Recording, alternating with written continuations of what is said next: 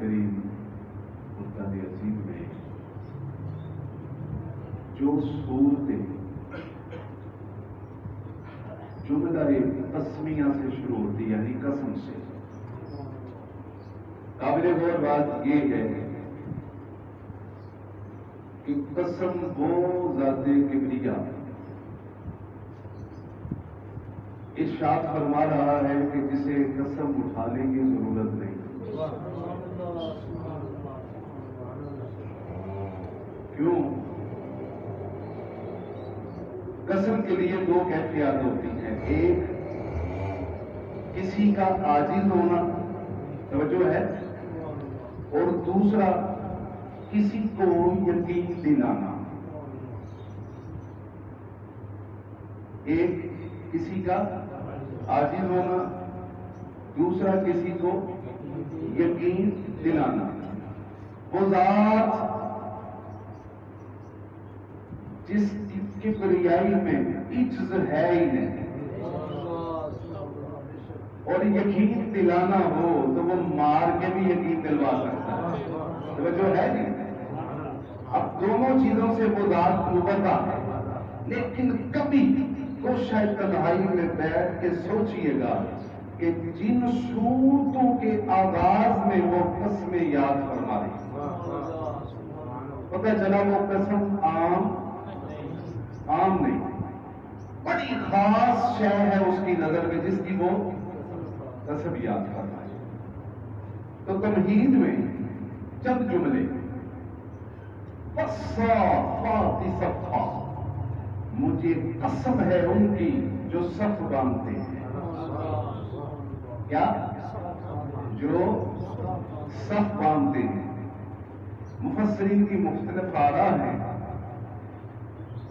لیکن اکثریت مفسرین کی اس آیت کی تفسیر میں لکھا کہ اس سے وہ نمازیوں کی صفیں مراد ہیں کہ جو نماز میں صف کھڑے ہوتے ہیں۔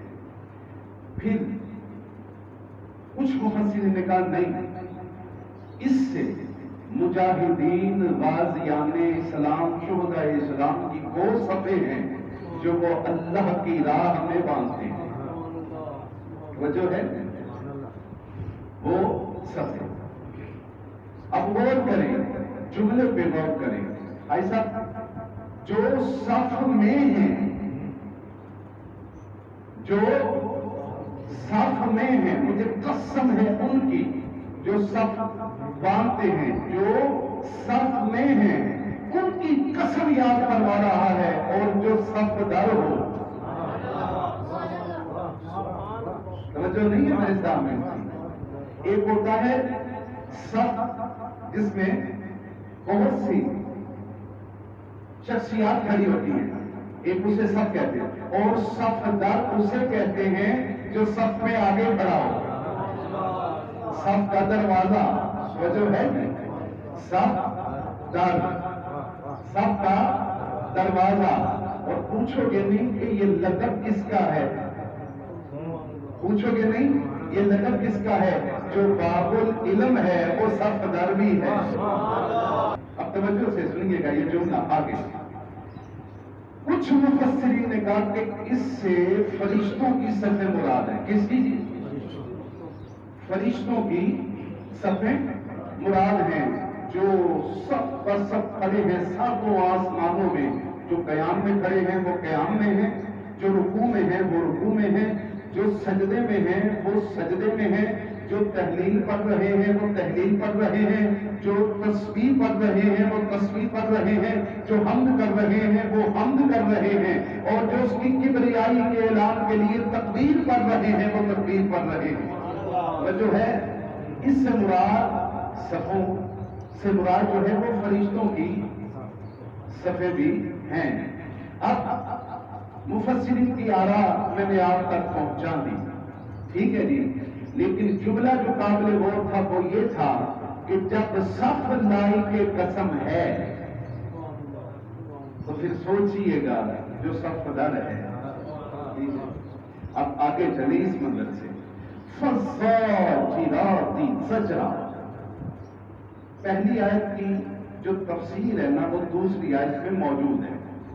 وہ الگ بات ہے کہ کسی کا ضرب کسی کی توجہ اس طرف جاتی ہے کسی کی نہیں جاتی. ہر ایک کا سمجھنے کا اپنا انداز ہے. ذرا مشکل موضوع ہے, آسان کروں گا اسے, بہت توجہ سے سنیے گا. فَالزَّاجِرَاتِ زَجْرًا, مجھے قسم ہے ان کی جو جھڑک کر چلائیں. کیا؟ مجھے قسم ہے ان کی جو جھڑک کر چلائیں. کیا؟ اب یہاں پر دوسری قسم بھی بڑی پر لطف ہے. مجھے قسم ہے ان کی جو جھڑک کر چلائیں. کنہیں جھڑک کر چلائیں؟ جب مجاہدین اپنی سواریوں کو کیا اپنی سواریوں کو بھائی صاحب ایل لگاتے تھے اور اس کے ساتھ جو آواز نکالتے تھے عربی میں اس آواز کو زجر کہتے ہیں. توجہ ہے جی؟ تو خالی فرماتا ہے فَالزَّاجِرَاتِ زَجْرًا, مجھے ان کی قسم جو جھڑک کر چلائیں. اب غور کرنا اس آیت کے انداز سے کہ دلدل کا شاہ سوار کیسا ہے. جی یعنی جس کا دلدل کو ایل لگاتے ہوئے زجر وہ آواز نکالنا اللہ کے نزدیک لائی کے قسم ہے. جو ہے بہت آسان کر کے ساتھ ساتھ مشکل موضوع آسان کر رہا ہوں. اب پہلی آیت کی حیثیت توثیق ہو گئی کہ اس سے مراد وہ صفے ہیں جو اللہ کی راہ میں میدان جہاد میں باندھی جاتی ہیں. ٹھیک ہے جی؟ فَالزَّاجِرَاتِ زَجْرًا, اس نے اس کی تفسیر کر دی. آگے فَالتَّالِيَاتِ ذِکْرًا, مجھے قسم ہے ان کی جو ذکر کی تلاوت کرتے ہیں. کس کی تلاوت کرتے ہیں؟ جو ذکر کی تلاوت کرتے ہیں. تلاوت ذکر یعنی ذکر کی جو تلاوت کرتے ہیں. فَالتَّالِيَاتِ تلاوت ذکر کی, تو ذکر کی جو تلاوت ہے خالق کائنات کی نظر میں وہ بھی لائی کے قسم ہے. اب 3 قسمیں آپ نے سن لی.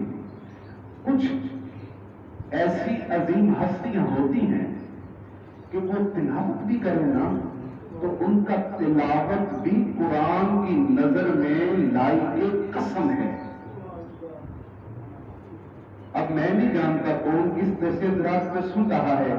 تلاوت کرنے والی ہستیاں بڑی بڑی عظیم گزری, میرا سب کو سلام ہے, لیکن تلاوت کا ایسا انداز صرف کربلا میں نظر آتا ہے. سر نیزے پر ہے اور لبوں پہ تلاوت ہے. اب اس تلاوت کو کہہ سکتے ہو کہ خالق نے فرمایا قسم ہے ان کی جو ذکر کی تلاوت کرتے ہیں.